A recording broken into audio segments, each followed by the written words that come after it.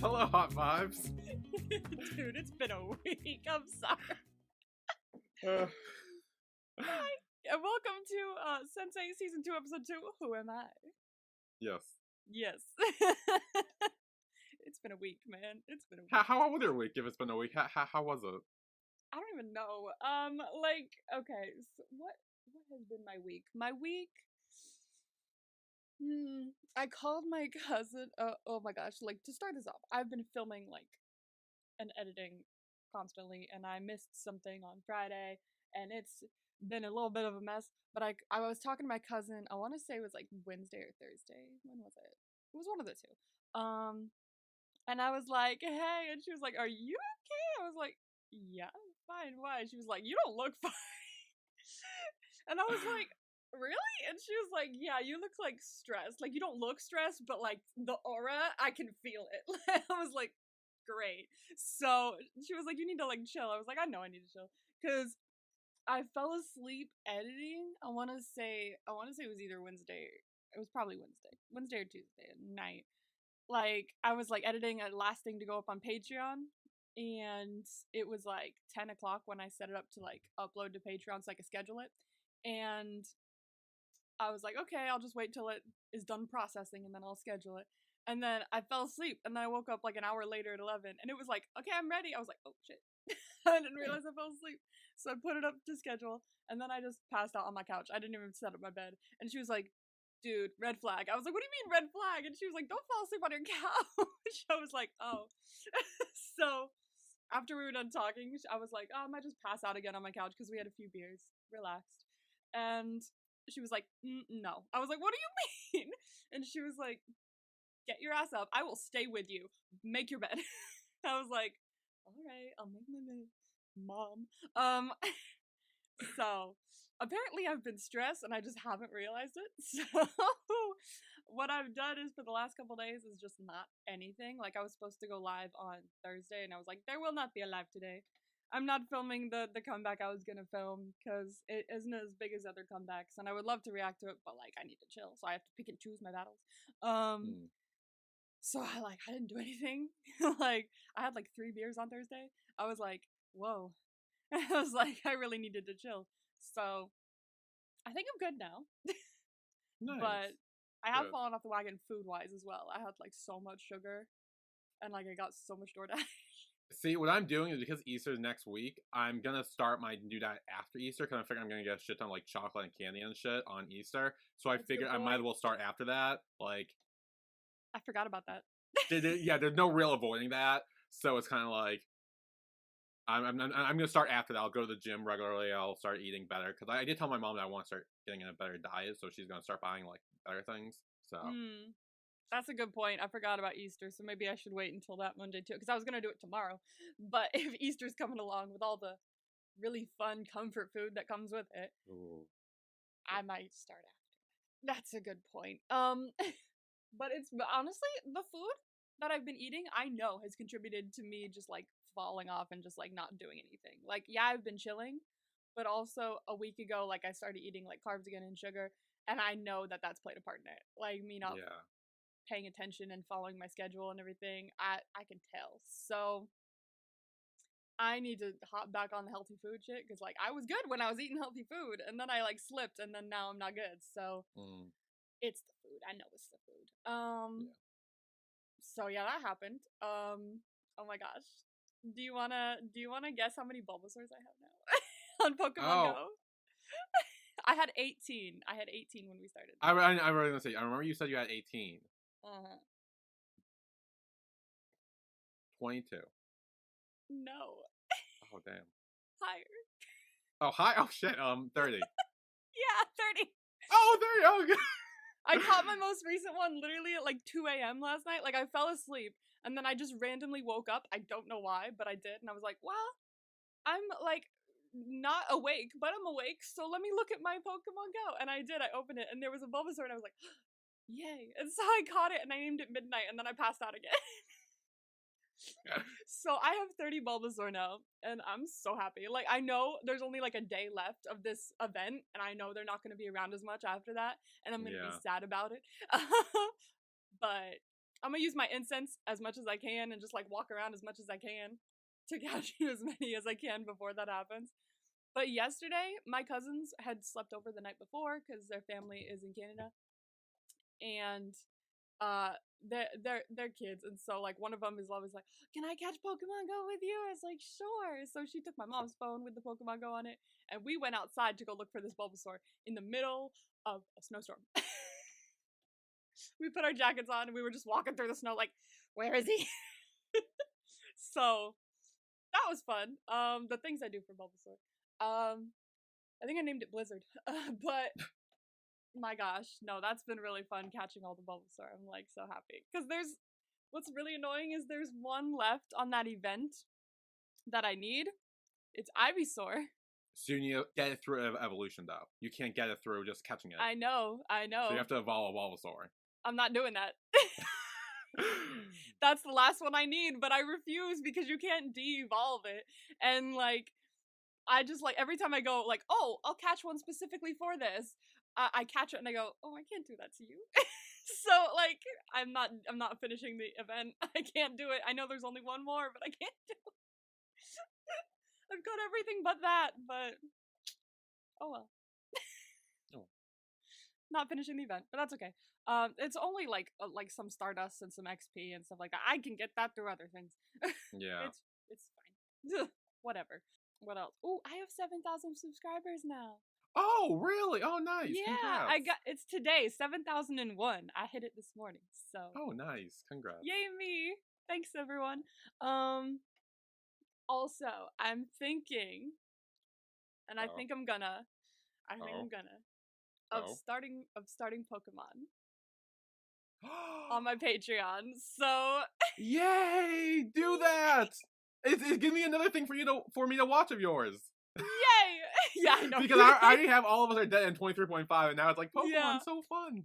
Pokemon. So I'm like majorly like starting like I've decided to do it like not even like just like one of the specific ones. I'm starting from the beginning, like Indigo League. I'm so excited. I've never seen it. Like I've literally never seen it. So like I'm kind of excited. Like you know me, I'm not an animation cartoon kind of person, but like Pokemon is getting like I'm really getting into Pokemon Go recently, and I'm just specifically because of Bulbasaur. But like also like it's just right now that I'm so obsessed with it, I feel like is the right time to like start something that's also about like the actual series. So I think this is gonna be fun. Like it's another thing to add to my Patreon and another thing to add to my schedule, which is probably not good, and I feel like I'm gonna be stressed, but that's okay. That's future. I mean, the episodes are only like 20 minutes long. Yeah, they are. Like, yeah. it's not like 2 hours. I mean, I don't know how many people plan to do a week if you do 1 or 2. I do 2, One. but like I don't know how many you're planning. So like, it's 20 episodes long. It's not that big. Like, yeah, it's super short. It's not super short. Yeah.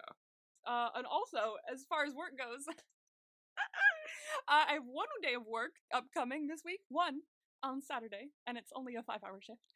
And this week's day of work, yesterday, I couldn't go because it was snowing like a bitch outside. So,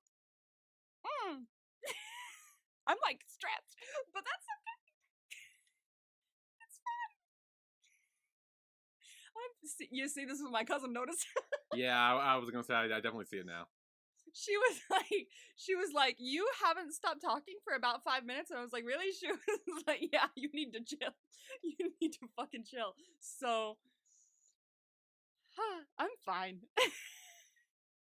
I've had 2 days of rest. It's chill, and for the next 2 days, I will be filming nonstop. So I'm fine, and then editing. But that's the good thing about Patreon. It's very little editing. Very little editing. I just edit the beginning and the end. As long as I don't pause in the middle, I just have to remember that I don't pause, and then I can just render and go. Like that's exactly. It. Yeah, that is one of the good things about Patreon. That's why I do so much on Patreon. Is like some people are like, oh, why can't this be on YouTube? I'm like, there's only a finite I can edit. That's like a lot. Yeah. So I'm just gonna like edit all this and put it up because that's why so much is on Patreon. Because like I could put so much on Patreon and not have to edit it as much. Yeah. Which is time consuming. And I love putting stuff up on YouTube, and I do because YouTube. But like I'm stressed if I have too much to edit. Which is good about this week because I only have 3 things to edit like beforehand. And then there's a lot of comebacks that I have to do like on Monday and Friday that will be edited in real time. So Anyway, that was my week. How was yours? Um, fine. God, I've been talking.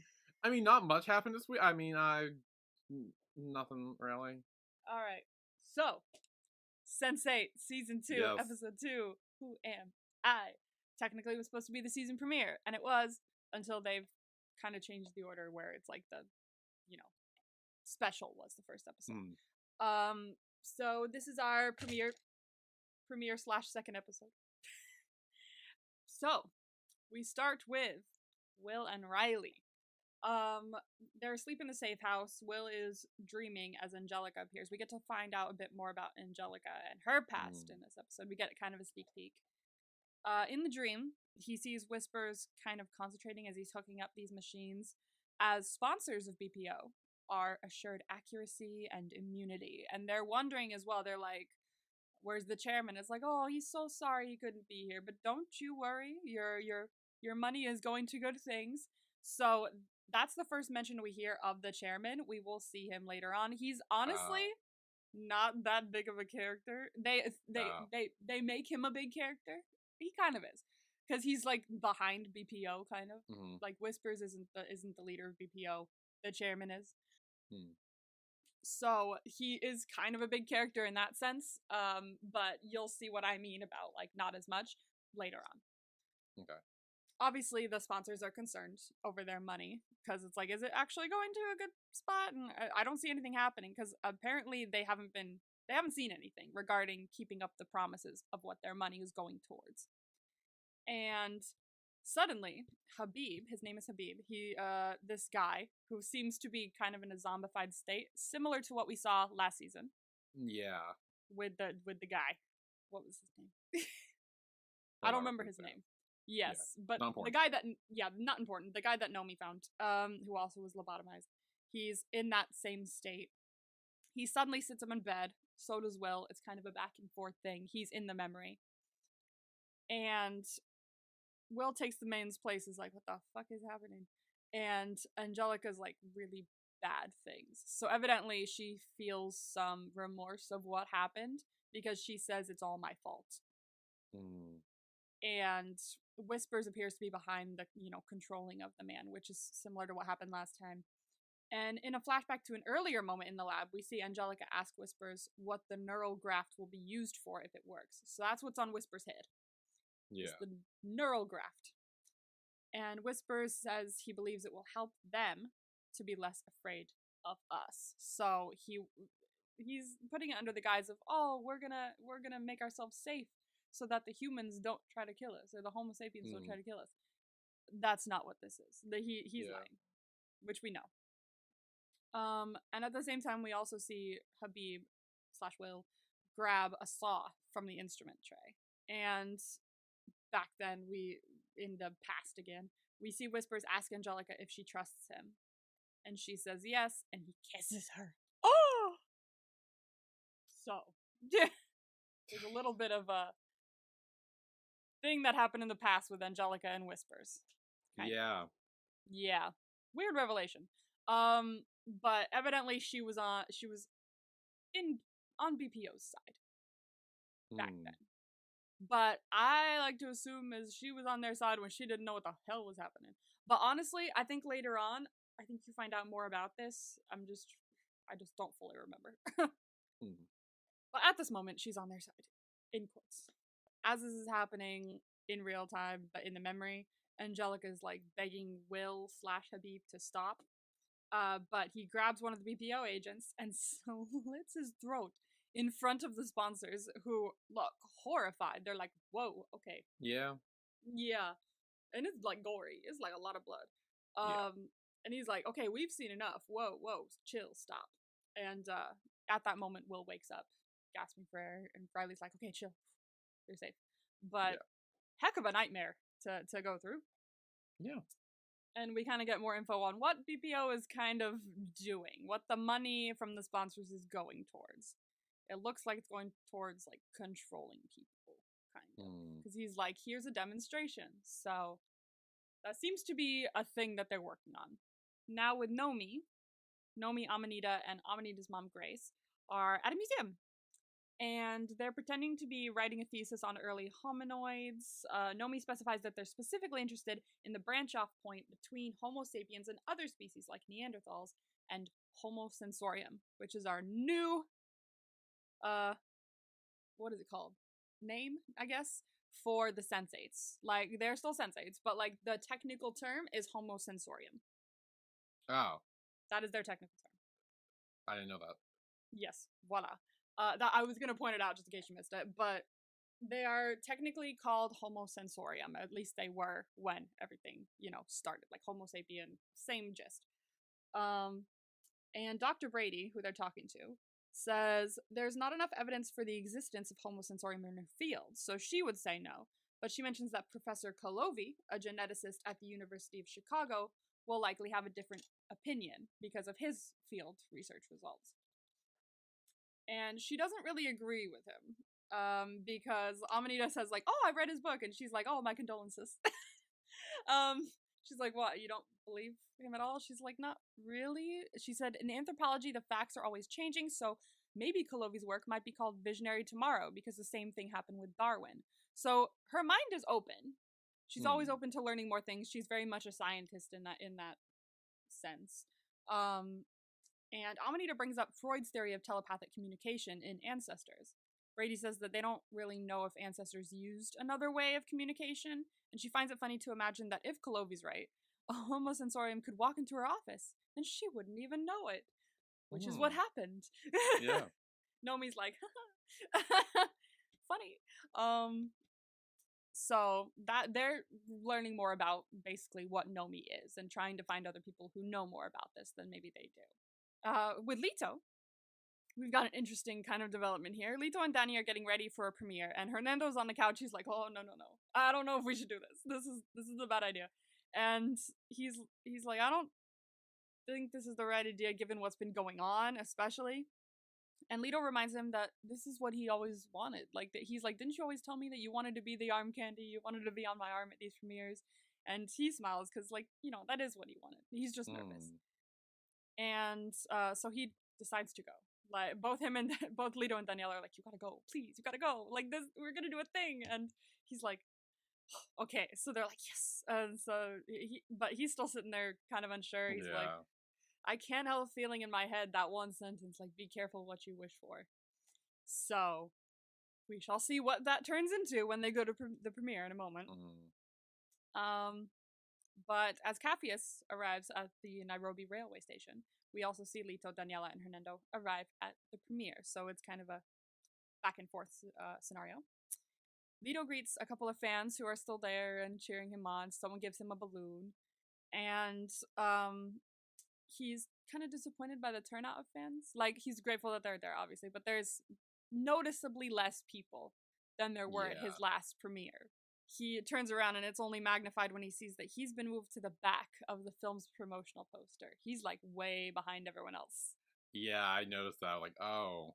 He's like teeny tiny. I'm like, oh shit. Like that's gotta fucking hurt because it's not like noticeable to other people maybe, but it's very much like, whoa, I wasn't gonna be there if I didn't come out. So kind of sucks.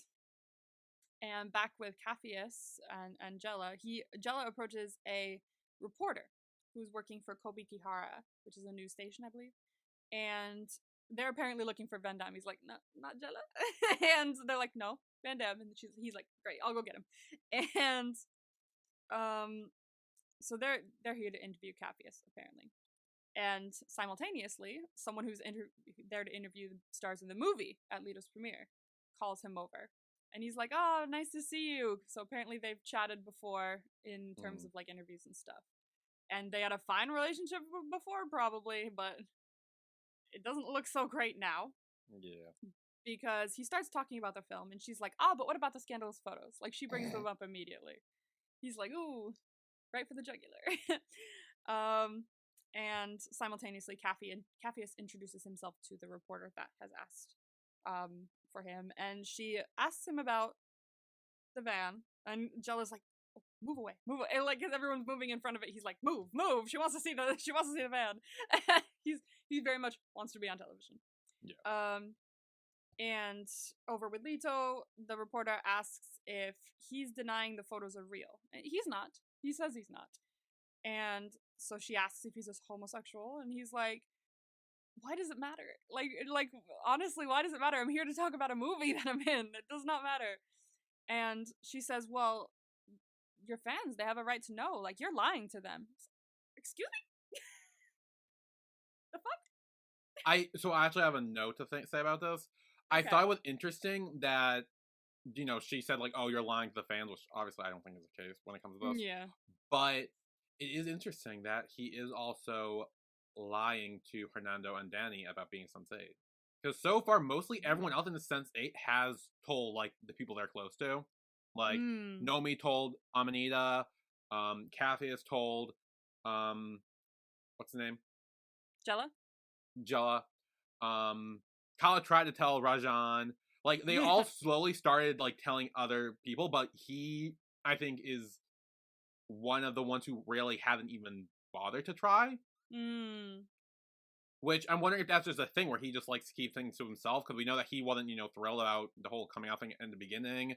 So Yeah. like, I thought it was interesting the way she phrased that, because I was kind of like, wait, a lot of the other people, kind of. So I just like wanted to note that. That's a very interesting observation, because I hadn't thought about that before, but that is very, it's with his character. Like, it's very in character of him Yeah, to be the one to not tell. Wow, good note. I didn't even think of that. yeah. Look at Nice me, I pay job. attention. Yeah, observations. So yeah, obviously, like with the fans in terms, like Yeah, no, yeah, that's dumb. That's dumb. It also reminds me of like what things are like in K-pop these days as well. I've noted that because I've seen like so many people like or so many idols come forward and be like, "Oh yeah, I'm dating this person," or it comes out that they're dating this person.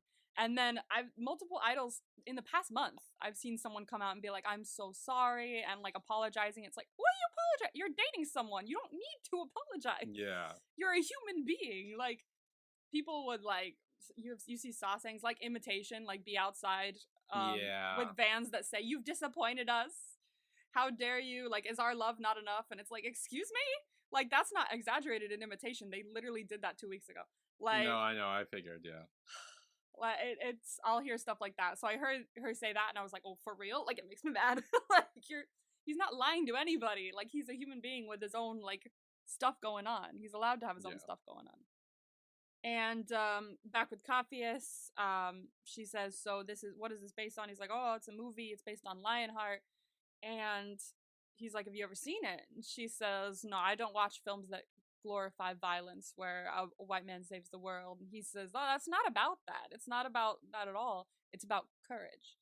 mm. And true, but also true from her standpoint. So I like to see the different like opinions on that. Yeah. I was gonna say this was a very interesting like conversation about having it like, because it's like I feel like the reporter is kind of more like want more relating to characters who like look like her, where Mm, Capheus is more like wants to relate to characters like who like by their actions. Really, I feel yeah, like I feel like there's a difference between like, oh, seeing someone who looks like you on TV and being like, oh, that's so cool, I like this person because I can relate to them, or yeah. seeing like their actions and their like inner character and their motivations and be like, oh, I can relate to that.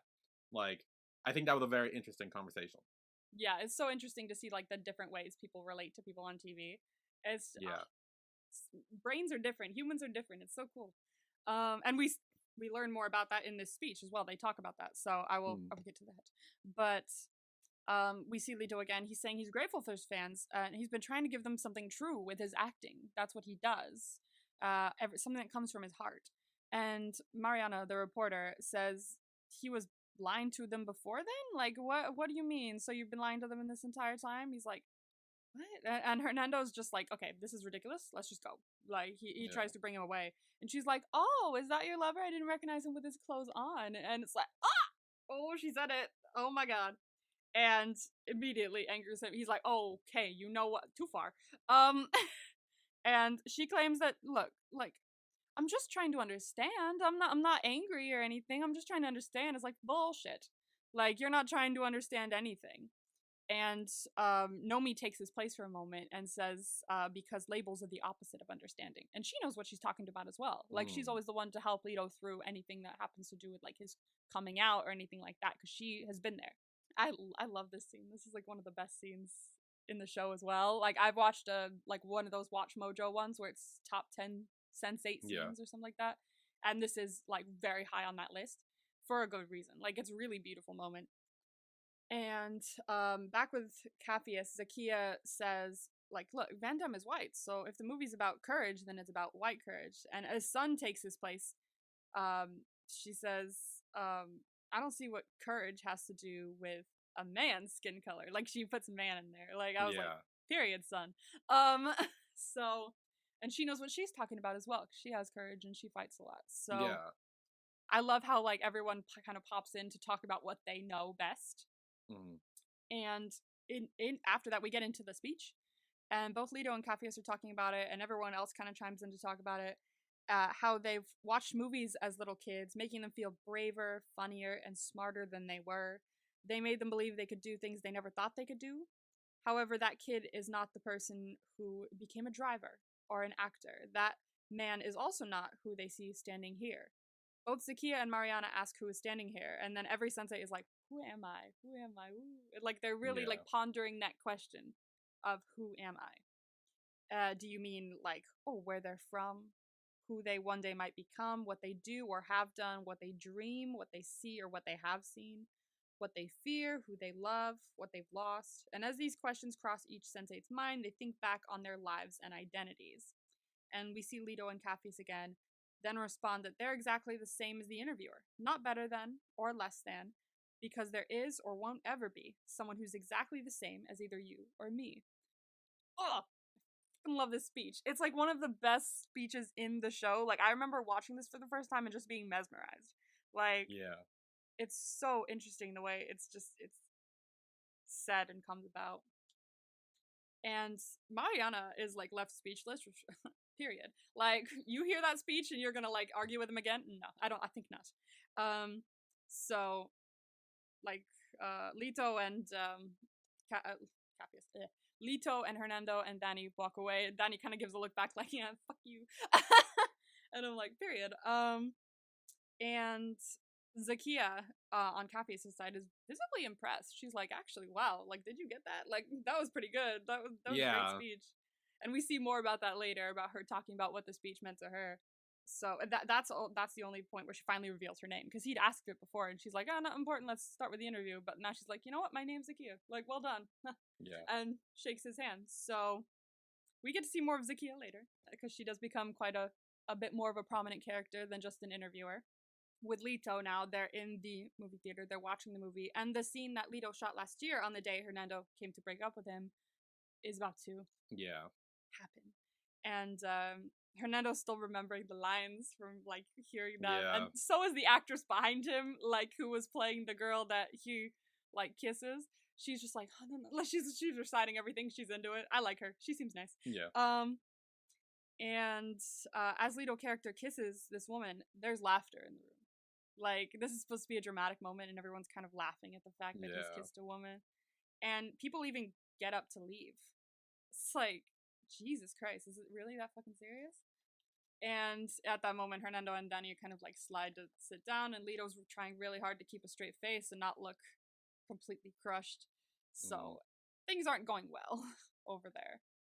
And back with Capheus, a few days later, we see Zakia again. She appears at the van, and she wants to say that she feels like she owes him an apology, and that she hasn't stopped thinking about what he said and how it applied to her life, which is, it really makes you like reflect on it and be like, actually, who am I? Like, what are the things that encompass me and my life?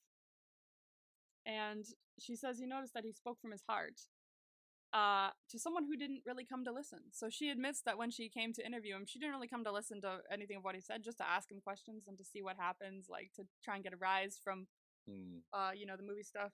But she's like, actually, you changed my mind completely. Like I took those words to heart. Yeah. And Kathy says that words aren't usually his strong suits, which is fine, because like he honestly, they kind of are. Like the words that he said meant so much, and you could see it was him speaking them, because otherwise we would have seen Lito or we would have seen Nomi, but we saw him speaking some of those words. And he's very eloquent, because he's a very positive person. Yeah. And she asked him if he liked to grab a bite to eat, and Ooh. Ooh, and Jella's like, hell yes, he would. He's like, what? Sorry. Like, but no, he would. So he's gonna go out to eat with Zakia, which is very exciting. Over with Wolfgang, an interesting story development with him as well this episode. Wolfgang and Felix are partying while Kala simultaneously we see her showing her new house to her family in Mumbai. So she's like, look how pretty it is. There's a pool. Like, it's nice. And she takes them upstairs to the pool while Felix and Wolfgang are granted access to the VIP area of the club up top above everyone else. Very fancy. And they're also given free drinks on the house. So it's like, whoa, what is this and why? And Felix says that Wolfgang might need to kill some more criminals if he's he's getting used to this lifestyle. You're gonna have to continue. Yeah. And as he's talking about that, Sebastian, is it Fox or Fuchs? Might be Fuchs. Fox? Fox. I think it's Fox. Which is kind of funny.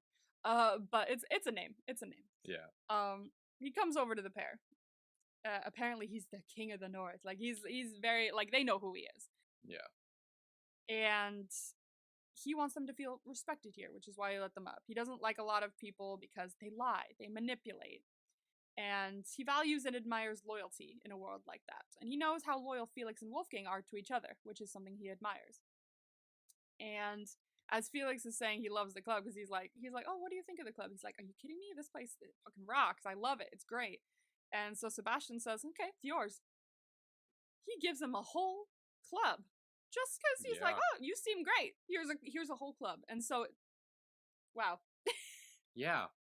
He seems to also send one of his people over to a guy, so I'm wondering if that guy owned the club, and he's just like, oh, go tell him he doesn't own it anymore or something like that, because that seems like something he could do. He's powerful, you know? Yeah. And he says he'll have the lawyers prepare the paperwork, and he can sign it at his place tomorrow. So he leaves, and Wolfgang's like, what'd he say? He's like, he gave me the fucking club. Like, dude, what is going on? So they have an appointment tomorrow to go see him at his place, and sign some paperwork. And back with Capheus, we get to see his lunch with Zakia. And they have a very interesting conversation. She says she used to be like him, believing that what you do matters and that you can change things. But now she thinks she's seen too much of the world. And Capheus says, well, women working as a journalist would have been like unthinkable not too long ago. And like that would have been like maybe my grandmother's dream come true. But how, now it's a thing that's real. And she says that it seems kind of small compared to what was and still is wrong with the world. Like, she's seen very barbaric things, cruelty, injustice, and just indifference to all of it. And her job means kind of nothing in the face of all that. And Capheus says awful things happen every day, which is why courage is important. It takes courage to see those things happen and still get up every day and believe that dreams can come true. Which is very true. Like, it takes courage in all aspects is like so important in life, or else you would just be laying in bed all day, which I did for a while. But it's important to have courage so you can pursue life past all that, you know? So with Will and Riley, they're sleeping while he connects with Whispers, and he sees more of Whispers' life in the same kind of area he was in before. She sees the horses through him as well, as he's kind of like awake but not awake. And as he's observing all this, it turns out Whispers and his wife are there. So he has his wife there as well, so we get to see her. And that's another thing he could use to his advantage if needed. So Riley's trying to write down all these details as he's seeing them. And Whispers and his wife are talking. They're mentioning the horse. And apparently, he also mentions he's about to leave for Chicago. Yeah. Which is not good. That he's going back there. Because we knew he was there because he spoke to I was Will's going to say, father. we knew he was there with Will's dad. Yeah. So I guess he came back and now he's going back. Yeah. He's going back. And Whisper's wife tells him to take his pills. So he's like, oh shit. Connection's about to end. He does so, severing the connection, and Riley asks Will if he has a name, but he doesn't, and he says he was so close. He was like, I was this close to a fucking name. And Will says Nomi has to go to Chicago now. He can't. Because he's the problem. Like, he's the one that Whispers will be able to see. So Nomi's gotta go. And Riley says, okay, fine, but it's time to eat. But Will says he's too tired and turns over to go to sleep. So at work, Riley's like, help. Yeah. Will's not eating. And there's a moment with like Kala's friend where she's just like, oh, what about this medication? And then her friend's like, oh God, is Rajan not eating? Like, oh my gosh, this is not good. And she's like, okay, no, he's fine. Okay, I gotta go. Like, Yeah. I gotta go do something else. So she goes into her office so she has privacy. And she visits Riley, checks Will's vitals. Apparently his reactions are getting slower and he needs to sleep, but Riley's like, it's all he does. And she's like, drug-induced unconsciousness is not sleep. And it's Yeah. not. Like, when you wake up from being, like, super on drugs or drugged like that, it's very much more like, oh, I'm still tired. That's because you didn't sleep. You didn't sleep. You were just unconscious. And your brain was still active. She's going to add vitamins. She's going to up the naloxone doses. So evidently, like, they're still going to be, like, with the naloxone, it, like, pulls him off of the medicine and stuff like that, kind of. But it's, like, so he's very, like, up and down every second of the day. So he's going through it. And she says the truth is he can't do this for much longer. Like, it's getting to him. And Riley says he's hoping to get information on Whispers or BPO, and he's still really trying to do that, but it's wearing on him. And Kala asks if Nomi hasn't found anything yet. She's like, I thought Nomi was looking too. And Nomi's like, I'm trying, but every time we get in there, they burn the house down. And Bug is there, like, frantically typing away, and suddenly he just destroys the laptop once it starts beeping. Because apparently, once they get in there, that whole thing's gotta go. It's gotta go. So she was like, shit, did they tag you? And he was like, no, they didn't tag me, but these people are good, and they're impressively even more paranoid than I am. So evidently, it's very hard to get any information on them in a techie kind of way. And Riley asks more about the Iceland facility and what happened there. And Nomi says that Amanita managed to link aliases to visas for charter travel, but they can't tell who's actually paying for or running that company. So they know that people are going in and out of places, they just don't know who. And Bug quietly asks Amanita who Nomi's talking to, because she's kind of talking to herself over there. And Amanita's like, I told you, she talks to herself these days. Haha. But no, she's talking to Riley. So Nomi tells Riley Will needs to get them something a little more concrete, which is proving to be a bit difficult. And the cluster is gathered around Will, and over back where they are. And Kaffee says Will shouldn't fight for all of them on his own. They're like, we're here to help, but honestly, like, he's the only one that saw Whispers, so he has an advantage here. And Sun notices that his chi's very weak, because I think that has to do with Tai Chi, and that's what she does all the time. So Lito's wondering how long they can keep this up and keep hiding. Riley's not sure. We're not sure how long Will can still do it, but Wolfgang appears and says we can't give up because he wouldn't give up on any of us. So we have to be there for him while he fights for us. That's their job right now. Yeah. Because he has the advantage and they just need to be there for him. And now with Kala, we get a bit more insight of where her life is right now. And apparently, Manendra, Rajan's father, is fine now. He's good. Yeah, he's up. He's fine. He's doing his He's fine. He's healed. And he apparently has examined his priorities since the attack. And appears to now be doubling down on the political side of things, which is not good. We were hoping that maybe he wouldn't. I mean, granted, the people who he's trying to, like, run out of town were the ones who stabbed him. True. So I can kind of understand from that perspective, but also this is not the thing I was hoping would happen. No. But I definitely see where his mind is at. Where it's like, hey, these people try to kill me. Maybe I really should, like, get them the fuck out of here. Shit. But, yeah. Yeah. It's not good. Like, obviously, not everyone that he's trying to run out did that. A small group of people did.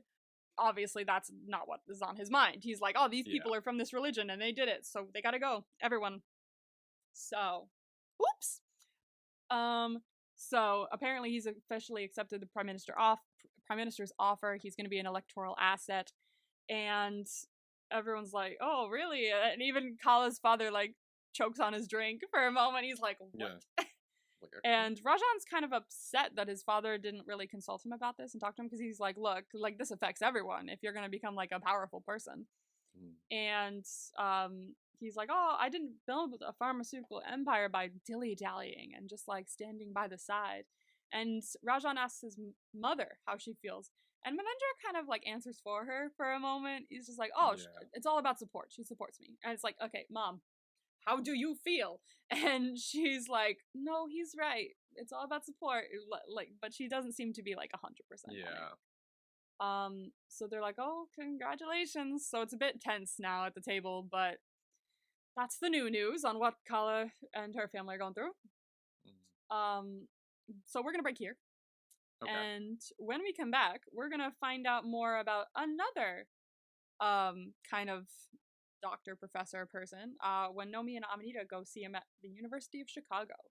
Ooh, So yes. we'll see what his opinion is on all this when we come back. Okay.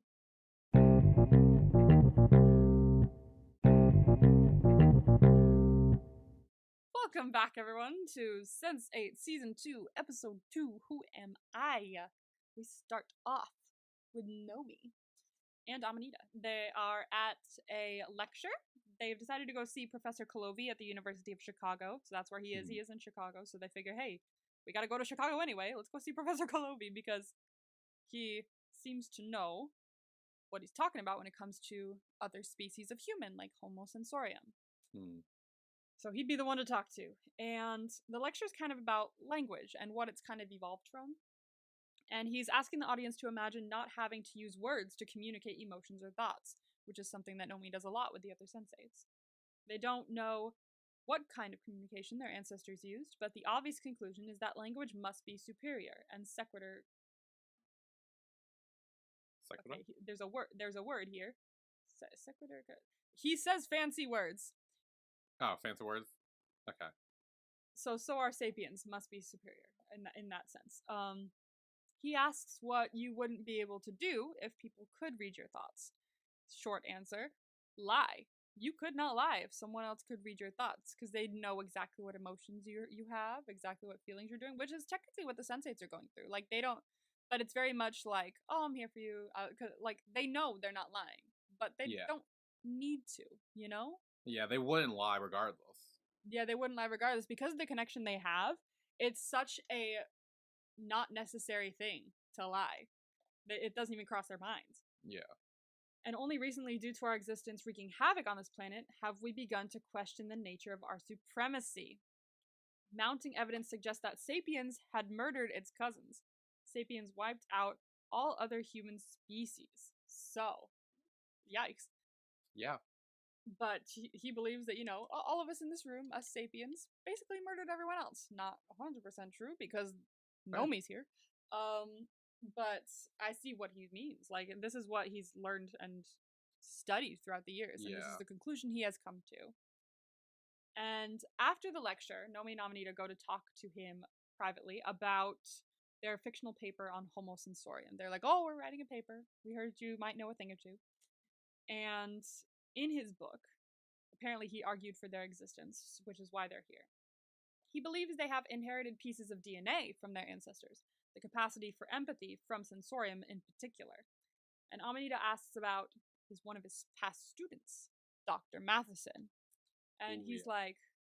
like, oh, you're testing me with names now. Like I don't remember them. I'm old. Ooh. And she's like, okay, what about a picture? And she shows him. He's like, oh yeah. I remember him. What is this about? And she says, oh, well, we just want to reach him because he wrote a paper and we wanted to ask him more about it. And Clovey says, I have no idea. It's been ages. I think the last time I saw him was in this picture, maybe the 80s. And he tells them to leave further questions with his assistant, and because he's got to go teach at the genetics lab. So I got to go. Bye. And on their way out, Amanita's like, I don't know. Like, he could be a sweet old professor, or he could know a lot more than he's letting on. He could be a Yeah. liar. Very true. He was talking about lying at the thing, so that could lend to that. I don't know. He could be lying. What do you think? He could be lying.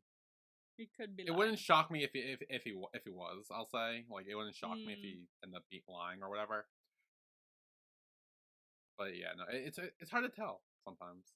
Honestly, it is hard to tell. When I first watched this, I was like, I don't know. He could just be regular. Like, I have no idea. I had no idea. So, if he could be this or that. So, he's very good at hiding it if he is. Yeah. So, with Riley and Will, Riley is feeding Will skyr. I'm not entirely sure what skyr is. I feel like it's yogurt, but like I'll double check on that. Like what? Yeah, it was some like creamy thing. It's something creamy in a jar. What is skyr? Thick and creamy Icelandic yogurt. Yeah. So it is. It is yogurt. And apparently this is the same yogurt that is from a farm she used to work on. It was run by three sisters who loved her father's music. So it's a yogurt that is connected with her past and where she lives. And Will immediately is like, no, no, no, because details are dangerous. And it seems very snippy at first, and so he's like, I'm really sorry.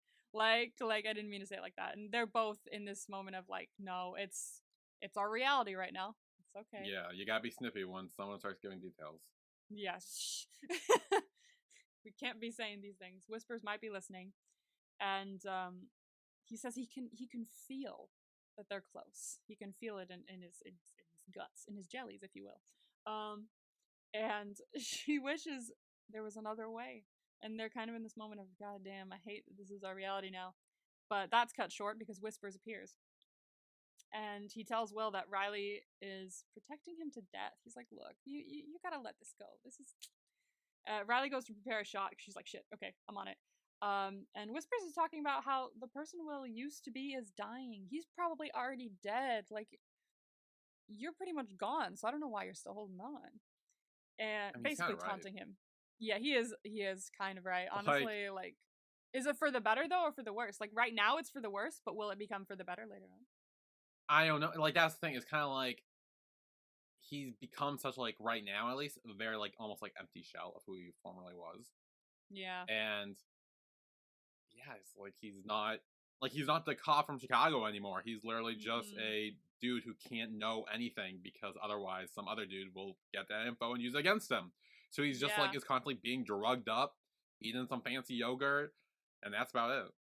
He's like just a body right now with some leftover skills from a cop that used to exist. Like he's not even allowed to have an identity right now, or Whispers will know about it. Yeah, he's almost like a step above like vegetative state of the yeah other people. Yeah. Oof, damn, poor Will. Yeah. Yeah. That's gotta suck ass. And as we see all the time, Whispers is constantly baiting him. He's constantly toying with him and his mind, and he tries to bait him into admitting that they're still on an island of sorts. And Will's like, I see that. I see that bait. I'm not gonna take it though. Like, I'm not gonna say that. Like, he teases Whispers about their unknown whereabouts. He's like, funny that you're trying to get this. Like, you're not gonna. You have no idea where we are. It's fine. And Will visits Whispers in that dark room again. They're back in that like investigative, like, what is it called? What's the word? Interrogation room. Back in there.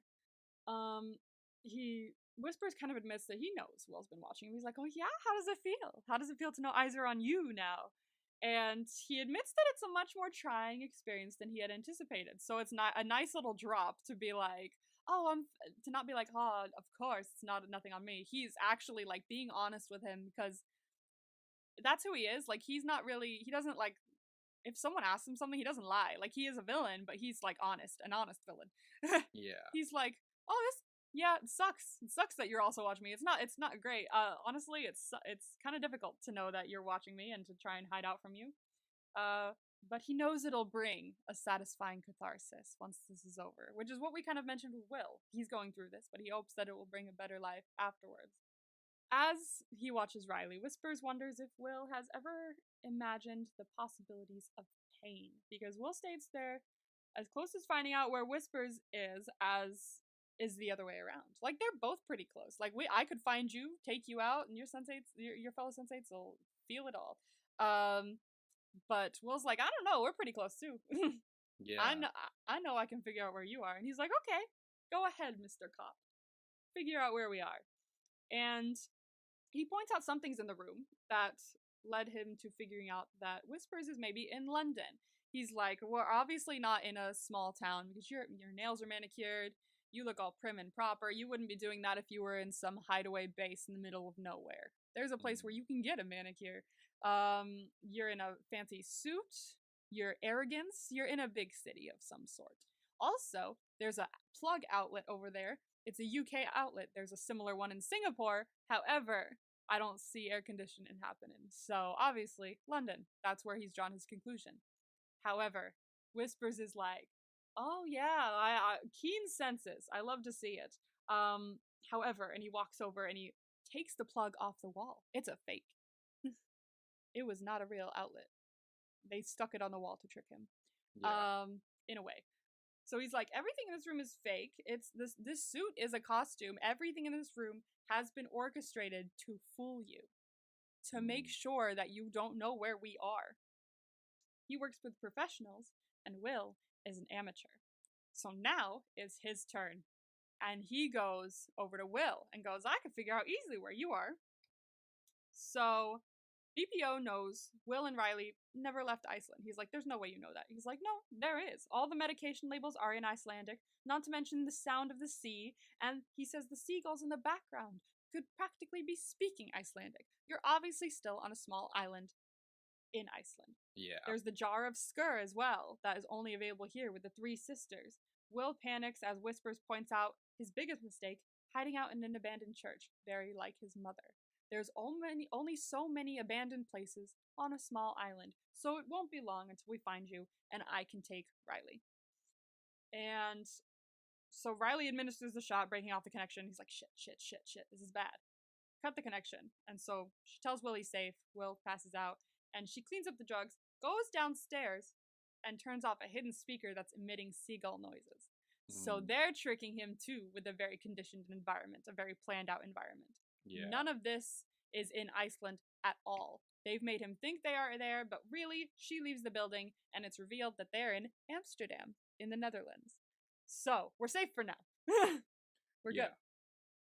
Phew. Very slick trick with the seagulls and the jar of skur. Very smart. So after that, we do see a small flash to Sun, who's outside painting with her friends. They're laughing. They're talking about food and what they're going to have when they get out. So she seems to be a lot happier. She's out of solitary, and things are going well for her. So it's nice that we get a little snippet of that, just to see how she's doing. And back with Riley, she's meeting up with someone, and it's her dad! Yeah. Her dad is here, so it's good that she got to see her dad. He's playing Secret Agent Man with his ukulele, just like hanging out by the river, I want to say it is, water. Aqueducts? I don't know. It's something the thing in Amsterdam with the water. Yeah. And he hugs her, hands her his joints. He's like, hey, how you doing? So I love her dad. He's great. And apparently he's brought all this stuff that she requested, none of which is exported from Iceland. So they're really trying to fool BPO in thinking that they're still in Iceland by getting stuff that's only available there. And he loves getting to see her. He's happy he can see her. And apparently he's on his way to Vienna. He's going to perform at an orchestra there. And this was kind of like a layover for his flight, which is good because they won't be looking for that specifically, probably. He's just like, oh, I'm going to play a song. I'm just here for layover. It's fine. So just in case they were watching him, this is a nice way to be like, no, I'm just going to a music thing. Yeah. So she assures him she's okay. But he kind of sees through her lie a little bit, and he says, you know, I'm worried about you. Like, I know you can't tell me what you're going through, but I do trust you, but I am worried about you. Yeah. Because that's his daughter, you know? If she's going through something, it's probably bound to worry him. And he's like, okay, that's all right. Just be careful. He returns to playing his ukulele, though this time he plays Teenage Wasteland. So I love their relationship. The fact that they, even though she's going through something and can't tell him, he trusts her enough to be like, I know, but as long as you're good, because I worry about you. Now with Nomi and Will, but Nomi and Amanita specifically, they all walk up to this house. And there are flashbacks from different periods that show Jonas, Whispers, and a young man that we don't know the name of show up. I wonder if you noticed that. There was a young man walk up that we have not seen before. And they're all walking up to this house as well. So this is a house that everyone has visited, apparently. And in one of them, a young Will kind of drives his bike past the house as well. So he was there as a young kid. And before knocking, Nomi asks Will if he's sure. And he says, no, go ahead and knock. Trust me, it's fine. So she knocks, as did all the others before her, apparently, and asks what she's even supposed to say. And she's like, okay, I know this. The woman answers the door. She's like, I know this is going to sound weird, maybe inappropriate, like trying to cover herself. But she's like, it's okay. You've seen my daughter, haven't you? Yeah. And it's very much, oh, okay. So she knows. She knows what is going on, kind of. And apparently she's not the first. So she invites her to come in and talk. So they are there to talk to Sarah's mother. And over tea, Helen is her name, says her husband Jerry really hated all the visitors. The first one was a young boy named Will, whose father was the detective assigned to the case. And Will says that nobody believed him at the time. Everyone thought he was going through something crazy. Not even his dad, but Helen believed him. Because that was her daughter, you know? It's an easy way for her to connect to her daughter still. If someone says they're seeing her, she's holding on to that. Yeah. And in this flashback, the young Will has just told Helen that he can see her daughter. She's standing next to her. She's holding her hand. And Helen's really feeling emotional. She's like, oh my gosh, this is great. But not the father. Jerry's upset. He gets up from his chair. He's like, I don't believe in ghosts or souls or any of this bullshit. And Will tells him that Sarah's not a ghost. It's like, what are you seeing then? And he says it's a memory. Which plays into what, you know, sensates are. They see past memories and past, like, little experiences. They don't see the human after they go, or the sensate after they go. They just see what they were. Helen, back in the present, tells Nomi that Will came back after he had graduated and became a policeman. So we see that flashback as well. And Will is telling Helen that it wasn't easy being the son of a cop, and he wasn't sure he'd ever be a cop. And at graduation, he kind of had an out-of-body experience looking at himself, wondering why he was becoming something he never wanted to be. So this was not something he wanted to be at all. Not even a little. And when they called his name, he looked up and he saw Sarah, and that reminded him why he was here. He did it for people like Sarah, and not because he just wanted to be a cop. Yeah. You know? And back in the present, Nomi tells Helen that they know Sarah through Will. And Helen asks about him, and Nomi's like, oh, he's been better. And she kind of pieces together that he's here somehow. And she says out loud to him that she hopes he finds some peace. So she's very open-minded about any of the stuff that's happening. She doesn't know 100% what it is, but she's there for it. Yeah. And I love that about her. I think she's a great person. And Amanita asks about the other visitors that came. And Helen says that they were pretty much all strangers. And she sees Jonas in her memory, and we see another man enter, who we still don't know the name of yet. And we don't find out here, I don't think. I don't think they mention it here, so I'm not going to say it. But it's not like it's a thing or anything. Okay, I'll just say his name. It's Raul. It's not like a spoiler or anything. Okay. But his name is Raul. We'll learn more about him later. Right. But Raul was here as well. And Helen says it was difficult, especially for her husband. She says that she never expected Sarah to return, obviously, and she could feel she was gone. She knew she was not waiting for her to come back. And the visitors' experiences of Sarah kind of comforted her, as they made her realize that Sarah lives on in unexpected ways. It gave her a lot of peace. And Amanita asks if they can show her pictures and see if anyone else ever visited. And first up is Angelica. They show her a picture of her, and she says, of course I remember her. She helped me in my garden. And which makes sense, because she was an ecologist. Yeah. So she would be able to help in her garden. And she says they talked about it a lot. They talked about Sarah a lot. They talked about a few things, and she was a very nice woman.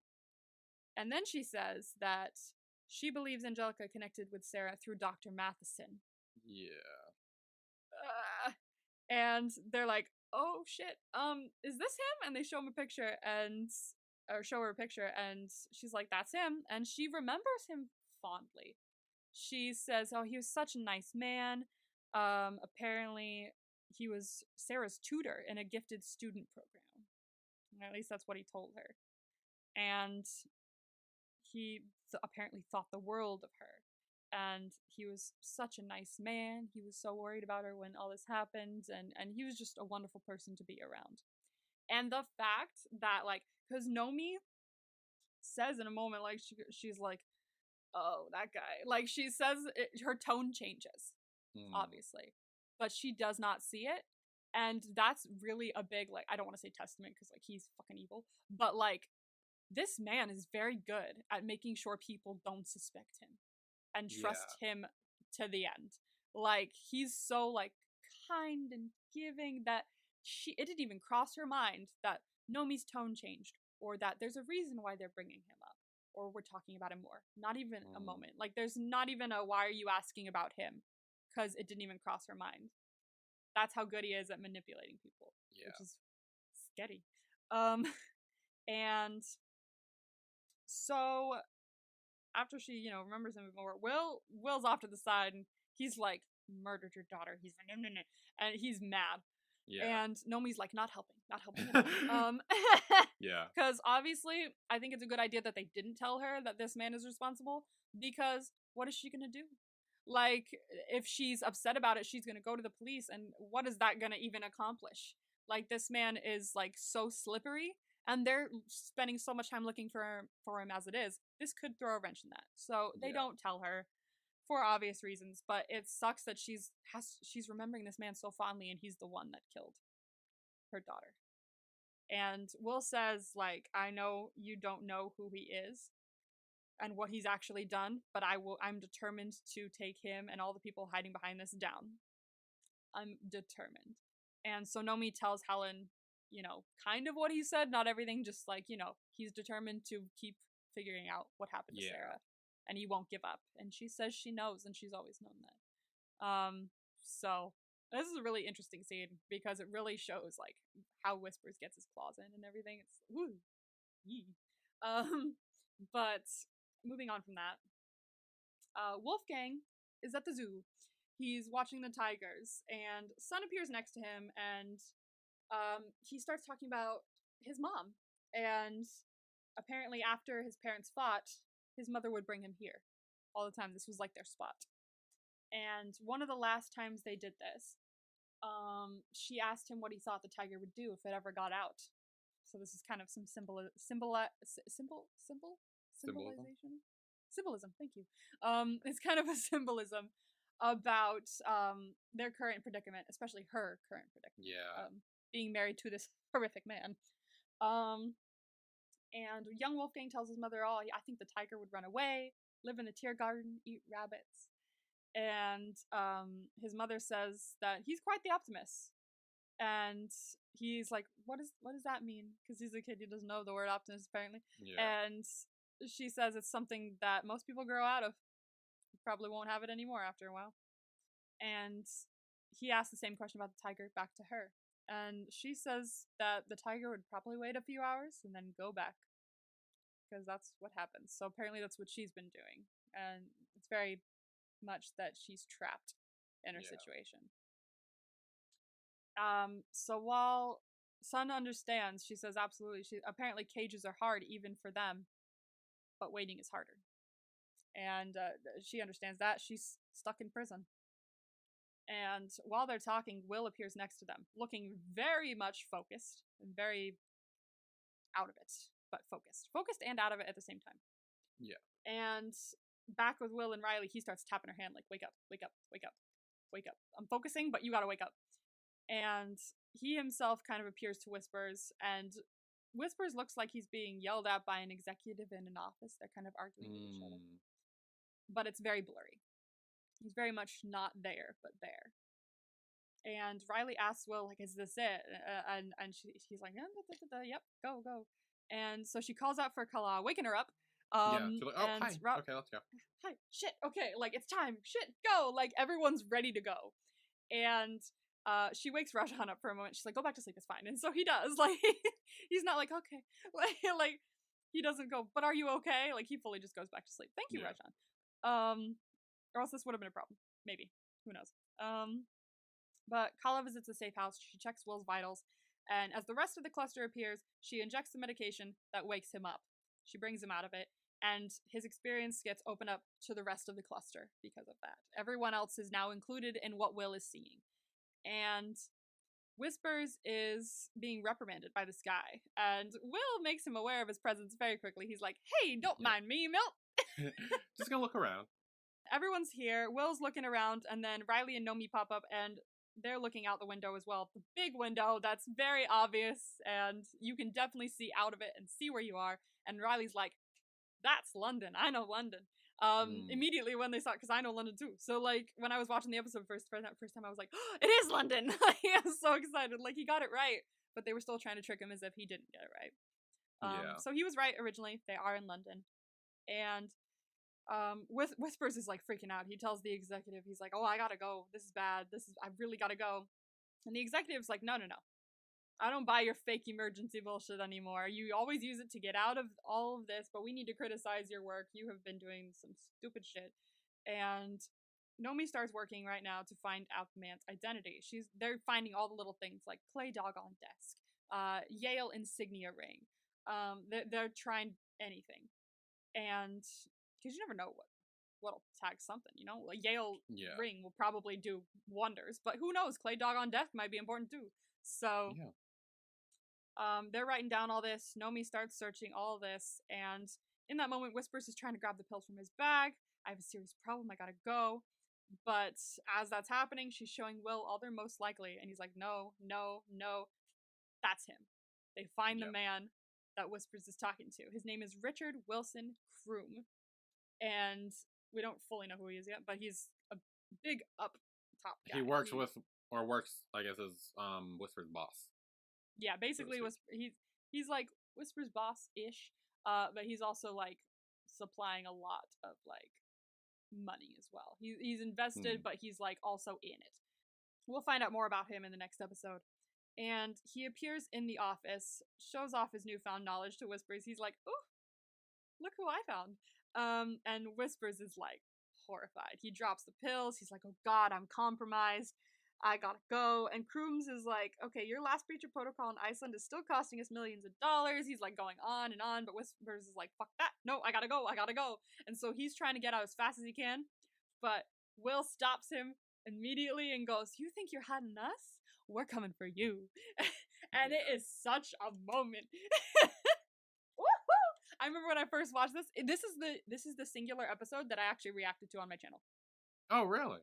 I know. I watched a lot of different ones on my own, which is funny because what happened was I watched the first season and then I watched the special on my own. And then I was like, oh my gosh, like I should react to this. And so I watched season 2, episode 1, which was this one at the time. It wasn't episode 2 at the time. So I watched this one and then I didn't finish. I didn't finish reacting to it, at least. I finished it on my own. I don't know why. Maybe I decided it wasn't getting views. Who knows? But yay!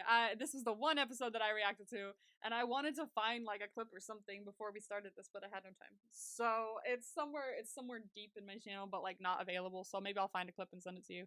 But this end scene was so, like, I was wrapped, like, from the moment it started. I was like, oh my God, they're gonna find him. Like, I was silent. Like, I was like, I'm sorry I'm not reacting. I'm just, like, so invested. Like, it was pulling me in. And that last sentence of "we're coming for you" was so powerful. Just the way the episode cut there, I was like, oh, bitch, I want to see the next one. So, I love that scene. I think it's one of the best scenes in the show, in my opinion. Just where they finally find out more about where he is so good. Oh, anyway, VIP? No, MVP. MVP.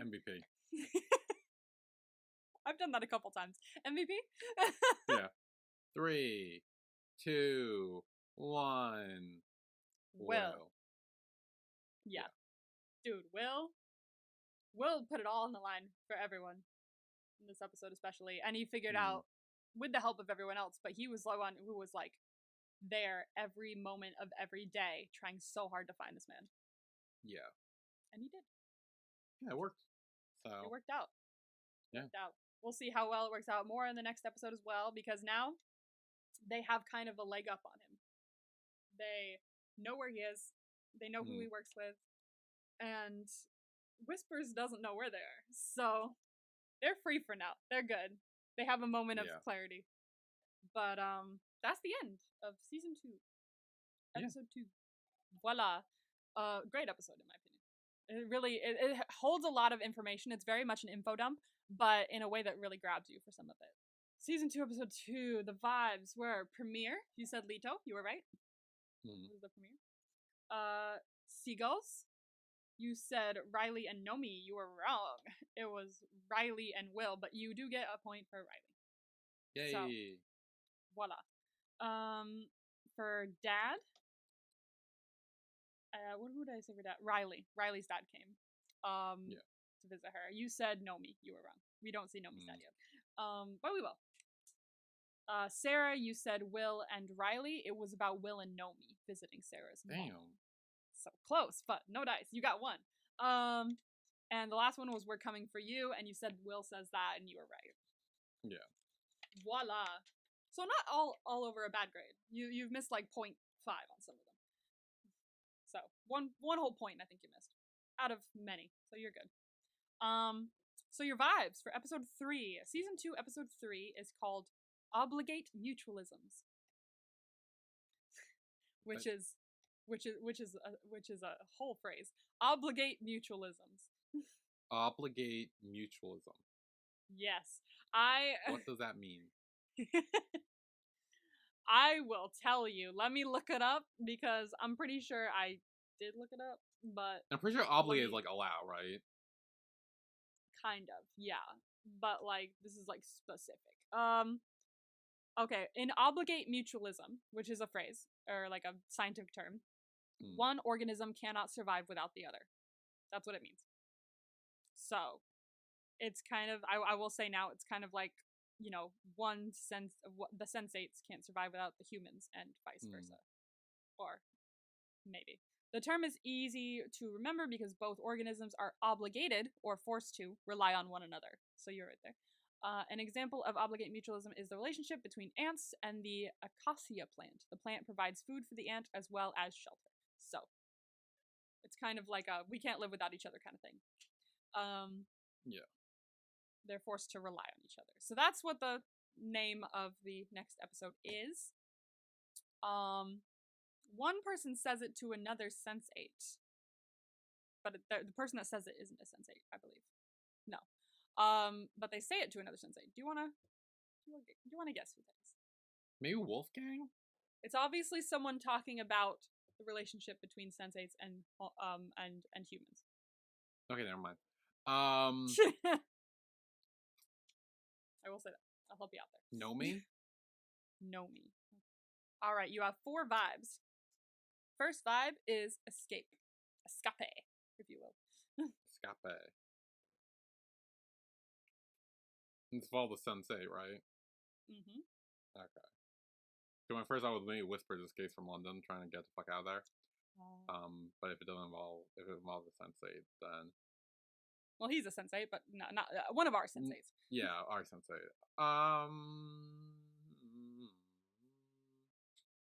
I'm gonna say there's an obvious answer here. I was gonna say, is it Sun escapes from jail? That's my obvious answer. Because like she's the only one who's like, I guess, stuck somewhere where she can escape. Trapped. Yeah. Yeah. I see. I'll write that down. Next is a name, and so you will not know this name, but you can guess which sensei it's connected to. Lila Fakini. Lila Fakine. Fakini. Lito. I don't know why. But the Lila Fakini. And the Lito. That was the first thing I thought of. Okay. I wouldn't. There's no real other thing to base off of, so I'm just guessing random. True.